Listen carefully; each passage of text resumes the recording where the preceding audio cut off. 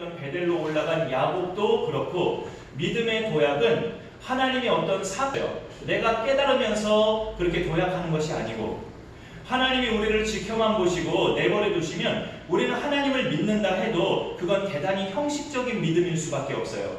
어떤 결정적인 사건을 우리한테 휙 던져주심으로 우리로 하여금 정신이 빡 들게 하셔서 믿음의 도약을 이루게 하십니다. 그리고 하나님이 휙 던져주시는 그 결정적인 사건이라는 건 주로 우리는 달갑지 않지만 시련일 경우가 많아요. 지금 야곱의 경우는 20년 동안 자기를 부려먹은 외삼촌 집에서의 생활도 끝났고 짐 덜었죠. 그리고 에서와의 만남도 지났어요. 창세기 33장 32장에서 에서와도 은혜롭게 상봉해서 무거운 짐을 다 내려놨어요. 이제 살 것 같아요, 야곱은. 그러면서 이제 세겜이라는 땅을 발견하는데 그 땅을 보니까 가족들과 살만해요. 베델로 올라갔어야 되는데 30여 년 전에 자기 꿈에 나타나셔서 자기가 서원했던, 자기가 이름 지었던 그 베델이라는 곳을 가서 다시 하나님과의 언약을 회복하고 하나님과의 약속을 기억하면서 가족들에게도 그것을 알려주고 그렇게 믿음으로 정착하면서 살았어야 되는데 베델을 기억하지 않고 세겜이라는 곳에 정착하면서 안락하게 살아가고 있는 것이죠. 그런 와중에 하나님이 던지신 시련이 뭡니까? 그곳에서 사는 동안에 사랑하는 딸 디나가 그 땅 하몰의 아들에게 강간을 당하는 거죠. 아버지로서는 딸이 강간당했다는 소식을 들을 때 어떨까요? 참 너무나 슬픈 그런 소식이죠. 그 사건만 해도 야곱은 감당하기가 힘들었을 텐데 더 충격적인 것은 이 디나의 같은 뱃속에서 태어난 오라버니 시므온과 레위가 그 땅에 그 강간당한 가해자 측의 하몰을 속여서 당신네 남자들이 다 할례를 받으면 우리 딸을 당신네 주겠다, 이렇게 약속을, 우리 동생을 주겠다고 속여서 모든 남자를 다 할례받게 만들고 회복기간 동안에 남자들을 다 쳐서 죽이죠. 완전히 사고를 친 거죠, 시므온과 레위가. 이 정도 사고는 막 나가는 자식이 오토바이 타고 질주하다가 편의점 들이받은 거, 승용차 들이받는 사고보다 훨씬 더 큰 사고예요. 이런 사고를 저질렀을 때 아버지 야곱은 그 아들들에게 뭐라고 말하냐면 너희 때문에 나는 이제 끝장났다. 너희 때문에 나와 내 집은 이제 멸망하는 일밖에 안 남았다 하면서 절망에 빠져 있는데 그 절망에 빠져 있는 야곱에게 하나님이 나타나셔서 너 일어나 베델로 올라가라. 네가 30년 전에 잠에서 깨어나서 나한테 돌을 세워놓고 기름 붓고 내 앞에서 서원했던 그 베델로 네 가족을 이끌고 올라가라. 그럼 네 가족 내가 살려준다. 하나님이 30년 전에 서원했던 야곱의 그 서원을 기억하게 하셔서 베델로 하나님이 강권하셔서 그 야곱의 일가를 올라가게 하신 거예요. 그러면서 그 사면 고을들을 하나님이 두렵게 하셔서 그 가해자 피해를 본 그 세겜 사람들이 야곱의 가족을 해치지 못하도록 하나님이 막아주신 거죠.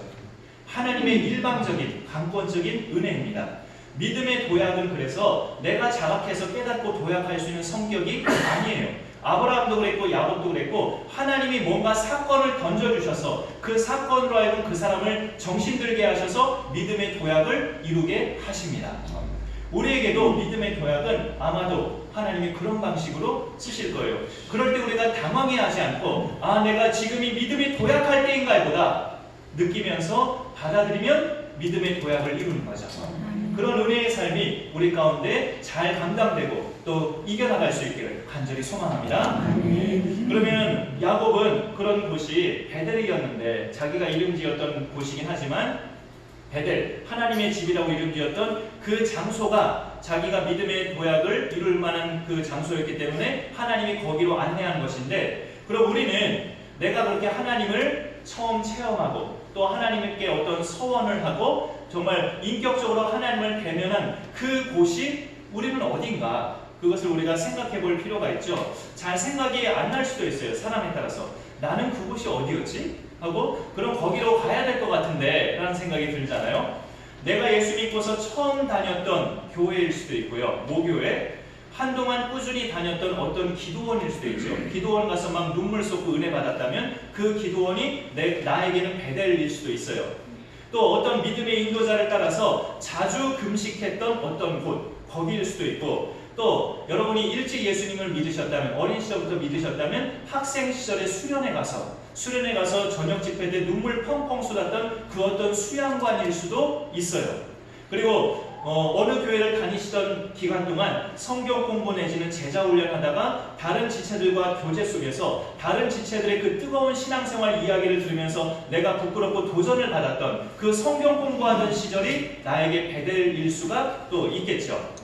하나님을 우리 각자가 개인적으로 체험했던 순간들이나 기간들이나 그 장소는 우리 각자마다 달라요. 야곱은 30년 전에 자신이 하나님 앞에 서원했던 그 베델로 올라가면서 믿음의 도약을 이루었는데, 그럼 우리도 내가 하나님을 처음 만나고 하나님을 체험했던 그곳으로 가야 믿음의 도약을 이룬 거 아닌가? 우리도 어딘지 모르겠지만 거기를 그럼 가야 되는 거 아닌가? 그렇지는 않습니다. 가지 않아도 돼요. 하나님을 만났던 그 장소보다는 그때 했던 서원, 그때 했던 다짐을 이행하는 것이 중요합니다. 그게 진정으로 베델로 올라가는 거예요. 그때 그 장소에서, 그때 그 시절에 내가 하나님 앞에 다짐하고 서원했던 것을 지금이라도 기억하면서 이행하는 것이 베델로 올라가는 거예요. 야곱은 잠잤던 곳에서 갑자기 그가 깨어 서원을 한 까닭은 두려움 때문에 서원을 했어요. 여기가 그냥 아무것도 아닌 그냥 노숙하기 편한 그런 길거리인 줄 알았더니 하나님이 임재하신 곳이었어요. 하나님을 대면했다는 거죠. 자기가 그 두려움 때문에 서원을 했습니다. 두렵도다 이곳이여, 이것은 다름 아닌 하나님의 집이요, 이는 하늘의 문이로다 하면서 베개 삼았던 돌에다 기름을 붓고 두려움 가운데 서원을 해요. 하나님 앞에서 죽을까봐. 하나님에 대한 두려움은 긍정적인 말로 바꾸면 하나님에 대한 경외심이에요. 이곳에 하나님이 계신다는 임재를 느끼면서 그분에 대한 경외심이 죄인된 입장에서는 두려움이라고 표현이 됩니다. 두려움 때문에 서원을 했다 해도 결국은 하나님을 의식하면서 서원이라는 것은 하는 것이기 때문에 하나님은 그 서원자가 그 내용을 이행하기까지 기다리십니다. 너 그때 나에게 이런 서원을 했지. 내가 기다리고 있다. 그거 너 이루기까지, 네가 그거 실행하기까지 나는 지금도 기다리고 있다 하면서 기다리고 계실 수 있어요. 그러면 우리가 야곱처럼 하나님의 인재를 처음 체험하고 하나님이 함께 하심을 처음 깨달았던 그때, 그러면 중요한 것이 어떤 서원을 내가 했었지? 라고 우리가 떠올려 보는 게 중요하죠. 내가 하나님을 처음 인격적으로 만났거나 기도하다가 눈물을 펑펑 쏟아서 감격적인 하나님 체험했던 그 순간에 내가 하나님 앞에 어떤 서원을 했지? 라고 우리가 기억을 해본다면 이거 역시 사람에 따라 다릅니다. 뚜렷하게 기억하는 사람도 있고 그렇지 않은 사람도 있어요. 어쩌면 대다수는 그게 기억이 안 날 수도 있어요. 그 기억이 안 나는 것은 서원을 너무 이론적으로만 생각해서 그래요. 선교사가 될 것을 기도했다든지, 그것도 일종의 서원이잖아요. 내 인생의 어느 기간 동안은 30대든 40대든 아니면 노년에 이르러서든 어느 기간 동안은 내가 선교지에 가서, 말레이시아나 또 아프리카나 어느 선교지에 가서 내가 한 10여 년 섬기겠습니다. 그런 것도 일종의 서원이죠. 아니면 개척교회 한 군데를 선택해서 내가 그 교회를 섬기겠습니다. 이것도 서원이고, 저처럼 목회의 길로 갈 것을 기도하는 것도 서원이죠. 아니면 하나님, 제가 돈을 벌게 되면 제 수입의 어느 정도 규모는 하나님 나라 사업에 제가 쓰겠습니다. 미자립교회와 선교사님들과 여러 하나님 나라 사업에 제가 쓰겠습니다. 이렇게 말했다면 그것도 서원이죠.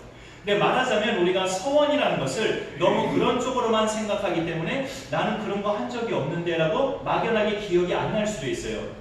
그런데 우리가 감격적으로 하나님을 체험하고 인격적으로 하나님을 만나는 경험을 하게 되는 때는 그런 거창한 서원까지는 아니더라도 반드시 하는 것은 다짐이에요. 다짐을 우리는 반드시 했을 거예요. 내가 하나님을 체험하고 감격의 눈물을 흘리고 어떤 시련 속에서, 아픔 속에서 주저앉아 있는데 하나님이 나를 붙잡아 주시는 것을 체험한 그 순간에 분명히 나는 다짐을 했을 겁니다. 이제 나는 하나님 떠나지 않겠습니다. 내가 이 어려운 중에 나를 붙잡아 주신 분이 하나님밖에 없다는 것을 내가 알았으니 이제 나는 하나님 떠나지 않겠습니다. 이런 다짐이 분명히 입술로든 마음으로든 했을 겁니다. 이제부터는 내가 세상 유혹에 빠지지 않고 성경 말씀대로 살겠습니다. 그런 마음의 다짐이 분명히 있었을 겁니다. 하나님이 이렇게까지 나와 함께 하심을 알았으니 이제 나는 하나님을 예배하는 시간을 소홀히 여기지 않겠습니다. 내가 다니는 이 교회를 사랑하고 주신 직분도 잘 감당하겠습니다. 이런 다짐을 입술로든 마음으로든 분명히 했을 겁니다. 하나님을 뜨겁게 체험한 그 순간에 하나님을 인격적으로 만난 사람은 반드시 그런 다짐이 일어나게 되죠. 그것을 기도도 했던 사람들이에요, 우리가. 그랬다가 만만치 않은 세상살이에 치이고 지치고 힘겨운 생활을 반복하면서 그런 다짐이 생각이 안 나고 흐려지고 오히려 신앙생활 초반에는 안 그랬는데 지금은 오히려 예배 불참이 더 자주 일어나게 되고 이렇게 살다 보니까 오래전에 하나님 앞에 다짐했던 것들이 다 잊어버리고 살아온 거예요. 그것을 다시 기억하면서 행하기 시작할 때 믿음의 도약은 이루어져요. 그런데 앞서 말씀드린 것처럼 우리 스스로가 그걸 기억해내고 우리 스스로가 깨달아서 결단하는 것은 거의 기대할 수 없는 성격입니다. 그래서 하나님이 가끔 결정적인 사건들을 우리 집안이나 나에게 던져주셔서 내가 정말 당황해야 하는 그 순간에 하나님을 내가 생각하게 만들고 내가 지난달에 소원했던 것을 떠올리게 만들어서 믿음의 도약을 하나님이 이루게 하시는 거죠. 사실 처음으로 우리가 하나님을 만났던 감격적으로 체험했던 순간도 대체적으로 어떤 때였습니까? 평탄할 때보다는 굉장한 시련이나 어려움 가운데 계셨을 때 아마 체험했을 겁니다. 모든 게 잘 나가고 평탄할 때보다 막히고 힘들고 어려웠을 때 처음 하나님을 인격적으로 체험한 때도 대체로 그런 때예요, 우리가. 그리고 그것을 체험해서 내가 어떤 소원을 하거나 다짐을 하고 까먹다가 오랜 세월이 지나서 다시 그것이 떠올려지는 때도 마찬가지예요. 뭔가 시련에 빠져 있을 때, 수렁텅이에 빠져 있을 때 내가 왕년에 소원했던 것이 떠올라져요. 처음에 소원을 한 때도 마찬가지고 세월이 흘러서 그 소원이 떠올려지는 때도 마찬가지고 두 때가 다 내가 시련 가운데 있을 때 주로 그것이 발생합니다. 야곱이 딱 그래요.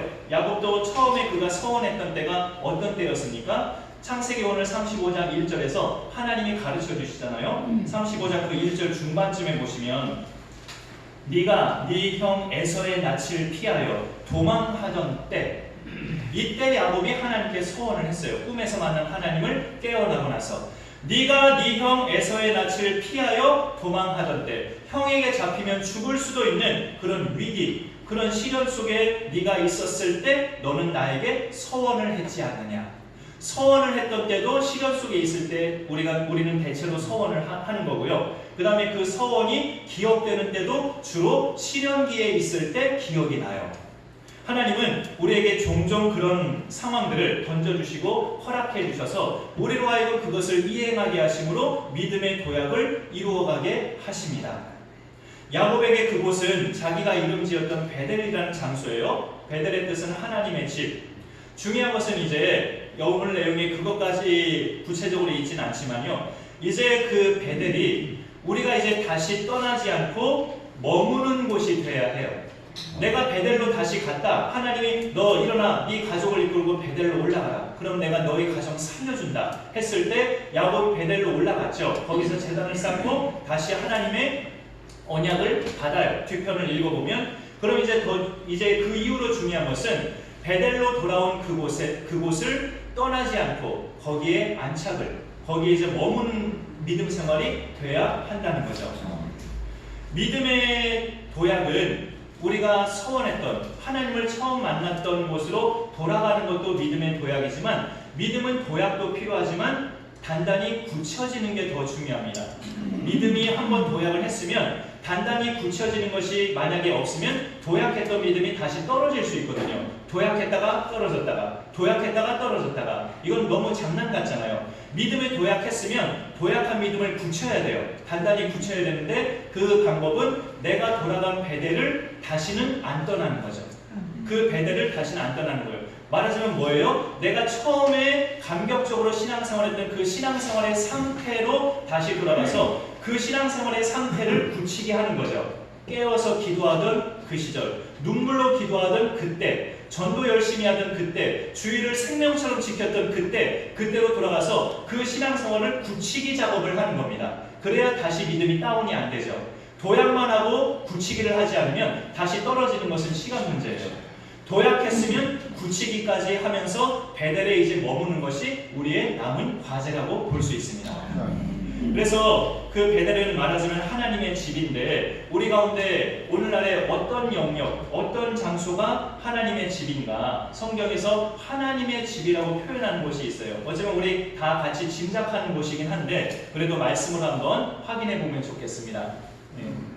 벌써 펴져 있으시네요. 디모데전서 3장 15절에서 하나님의 집이라는 표현이 나와 있죠. 같이 읽어볼까요? 시작. 만일 내가 지지하는 너로 하여금 하나님의 집에서 어떻게 행해야 할지를 알게 하려 함이니 이 중 살아계신 하나님의 교회요 진리의 기도가 터니라. 하나님의 집이라는 말이 나오면서 이 집은 뭐래요? 하나님의 교회요. 교회가 하나님의 집인 것을 저 말씀이 알려주고 있습니다. 그래서 우리가 믿음의 도약과 함께 믿음을 단단히 굳히게 할 수 있는 베델이 어디냐? 하나님의 집, 바로 교회입니다. 교회를 떠나지 아니하고 교회를 중심으로 믿음 생활을 계속적으로 흔들림 없이 이어나갈 때 내 믿음을 굳히게 하는 거예요. 그러면 이 교회의 의미가 뭐냐? 강선한 교회, 만종교회, 여러 지교회들이 있지만 성경에서 말하는 진정한 교회의 의미를 또 우리가 알아보면 좋겠는데 한 절마저도 같이 읽어보겠습니다. 교회의 뜻. 시작. 우리는 하나님의 동역자들이요 너희는 하나님의 밭이요 하나님의 집이니라. 저 제일 끝에는 하나님의 집이 앞에 말씀에는 교회가 곧 하나님의 집이라고 했는데 여기서는 너희는 하나님의 밭이요 하나님의 집이니라고 너희가 하나님의 집 교회라고 알려주고 있습니다. 너희가 누굽니까? 성도들이에요. 성도가 하나님의 집이라는 거죠. 예수 그리스도를 구주로 믿고 하나님의 권속이 된 성도가 모여 있을 때 그 성도의 모임이 바로 베델 교회입니다. 하나님의 집인 거죠. 우리가 주님의 이름으로 모일 때마다 서로가 그래서 이 역할을 할 수 있어요. 상대의 믿음을 도약하게 하는 역할, 상대의 믿음을 단단히 굳혀주는 역할을 우리가 서로 할 수 있단 말이죠. 오랜만에 나온 지체들도 상대의 믿음을 굳히게 할 수 있는 방법이 있어요. 그걸 우리가 아십니까? 오랜만에 나오는 지체를 보면 감격하고 기쁘잖아요. 저분도 저렇게 나오셨는데 내가 요즘 너무 신앙생활에 깔아앉았었구나. 내가 요즘 너무 신앙생활에 허리띠가 풀어졌었구나. 나도 다시 굳히기를 해야겠구나 하면서 우리는 오랜만에 다시 나오는 지체들만 봐도 내 믿음을 다시금 도약할 수 있는 힘이 생겨요. 그러니까 우리는 서로 그런 역할을 해주고 있는 거예요. 해주고 있다고요. 믿음이 연약한 자들도 믿음이 강한 자들에게 믿음의 도약을 이루는 믿음을 굳히게 하는 역할을 연약한 지체들도 다 해주고 있는 겁니다. 그것을 우리가 확신하면 교회 소속감이 더 들 수 있죠. 그런 역할을 우리가 계속 잘해주는 방법은 교회라는 이름으로 이렇게 우리가 성도로 모였을 때 서로 격려하고 사랑하고 말씀으로 이끌어주는 거예요. 우리 교회와 우리의 이 모임이 베델이 돼서 우리가 모일 때마다 한층 더 성숙하고 굳혀진 믿음의 사람들로 하나님 앞에 세워질 수 있기를 간절히 소망합니다.